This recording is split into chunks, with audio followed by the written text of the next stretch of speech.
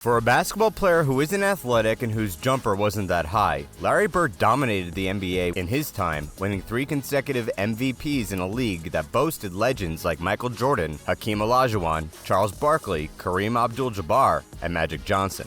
The 1980 Rookie of the Year famously won a three-point contest in his warm-up jacket after he told everyone else competing at the contest to prepare for second place. He is even known to regularly tell his opponent where and how he plans to shoot. There is no doubt that Larry Legend was a menace to several other NBA legends, so in today's video, we'll explain why the Indiana native, according to NBA legends, was the most difficult to guard. Let's get right to it. Dominique Wilkins. Larry Bird is regarded as one of the greatest trash talkers to ever grace the NBA, and unlike most basketball players in this era, the Boston Celtics legend was known to always back it up with his play. One of the players to be at the receiving end of his trash talking and brilliance on the court was another Hall of Famer, Dominique Wilkins. Back when the Atlanta Hawks legend was a rookie, he was highly regarded, but Larry Bird wasn't having any of that, so he decided to give Wilkins trouble all night in one of their many encounters at the Boston Garden. Dominique Wilkins, sharing the encounter, said, "I remember the first time I played against Bird. I'll never forget it. I go to shake his hand, I'm a rookie, playing against the Boston Celtics in Boston. He won't shake my hand. And I said, okay, he's just getting into the game.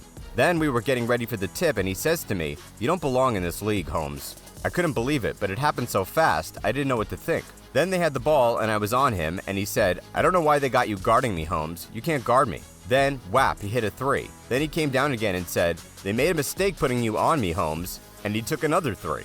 Wilkins further explained that he was pissed at the taunt, so the next time down he attacked, jumped, and dunked over Bird and started talking back, only for Larry Bird to get up and reply, 'I like you, rookie. You got guts, but I'm still going for 40 on you tonight.' Wilkins eventually kept Bird to just 39 points, but according to him, the experience he got from playing against Bird was a tough one, but also it made him a better player. Kevin McHale. Kevin McHale is regarded as one of the greatest Celtics basketball players in history, as he was just as instrumental as Larry Bird, Bill Walton, and Robert Parrish in the 13 championships they won between 1981 to 1986. The Hall of Famer played all of his career spanning 13 years with the Boston Celtics and witnessed firsthand what it's like to guard Larry Bird. Recounting one of the scenarios that proved Larry Bird was too difficult to guard, the All-Star explained that Bird made a 3-point shot against the Phoenix Suns, but the officials didn't count it, and the Boston Celtics let their lead slip, leaving them trailing the Suns by 2 points in the fourth quarter. He recalled that the Celtics coach at the time, Casey Jones, began to draw up a play for the next timeout, but Bird decided to take matters in his own hand, telling his teammate to give him the ball and the coach to tell the rest of the guys to get out of his way. Bird then walked up to the Suns bench and said, "Yeah, I'm just fixing to bust a 3 on you guys and just go home. I'm tired of this. I'm getting the ball right here and I'm going to put it in the hoop. Watch my hand as I follow through." Remarkably, Bird did just that, hitting a game-winning 3-pointer with a second left on the clock and sprinting back to the Suns bench yelling, "Told you so. Isn't that just badass?" Xavier McDaniel. X-Man, as he was popularly called, was a former NBA All-Star and a well-known trash talker in his day. When he was with the New York Knicks, Xavier frequently implemented the bully role as he was instrumental in implementing Pat Riley's physical style of play. But the former Seattle Supersonics small forward met his match when he faced the Boston Celtics in his sophomore year. Xavier McDaniel, 23 at the time, was having the game of his life, scoring 25 points and grabbing 9 rebounds. But as the game approached its end, he was assigned the task of guarding Larry Bird, and the Celtics legend didn't hold back as he punished him. Xavier recalled the incident and explained that the game was tied 102 to 102 at the time, and he was giving Bird a tough time before the Celtics called the timeout. But as Bird was walking away, he said, "I'm going to get it right here. I'm shooting your face." To which Xavier replied, "I'll be waiting." When the game resumed, Larry Bird got McDaniel isolated and posted him before receiving a pass, and then took a quick dribble before shooting a turnaround jump shot over McDaniel and his teammate, who was coming for a double. And with just a second left on the stop clock, Bird yelled at him saying, "Damn, I didn't mean to leave. Nothing on the clock." Xavier also recalled another moment in which Bird scored a 42-point triple-double, disgracing his side so much that his mom, who didn't even watch basketball, taunted him, saying, "Larry Bird kicked your ass." Xavier would later join the Boston Celtics after Larry Bird retired, but he has always maintained that the Great White Hope is one of the toughest basketball players he has ever faced in his career. Sidney Moncrief. The Hick from the French Lick is the only forward in NBA history to win the NBA Most Valuable Player award 3 times in a row from 1984 to 1986, and he never finished lower than third in Best Player voting for 8 years. Sidney Moncrief, who happened to be Larry's opponent from his college playing days, acknowledged his brilliance by saying, Larry Bird and Michael Jordan were two of the three toughest NBA players to guard. Sidney Moncrief, a two-time Defensive Player of the Year and Hall of Famer, entered the league the same year as Larry Bird after being drafted 5th overall in the 1978 NBA Draft. He was just one step ahead of Larry Bird, who was drafted 6th overall. The pair had met earlier in college when they were teammates on the college international team. They also played against each other in the 1979 NCAA tournament when Moncrief's Arkansas faced Bird's Indiana State, where Bird's team won 73-71 after Bird scored 31 points on 12 for 22 shooting, while Moncrief scored 22 points on 10 for 16 shooting. Despite his physical stature of 6'4", both Jordan and Larry Bird have since claimed that Moncrief is one of the best defenders they have ever faced. However, the Hall of Famer has also stated that guarding Larry Bird is one of the hardest things he's ever had to do in his playing career. "I attempted to guard Bird. I did so in short stretches," the Milwaukee Bucks legend said with a laugh. He further explained why the Celtics legend was so hard to guard. He had a high basketball IQ, and he was an extremely skilled basketball player. His shot was picture perfect, and his passing skills were on target. I don't think he ever gets enough credit for his skill level. John Salley. For a basketball player known as the first player in NBA history to shoot over 50% from the field, 40% from the three-point line, and 90% from the free throw line in season, Larry was an offensive nightmare to any opponent sent to guard him.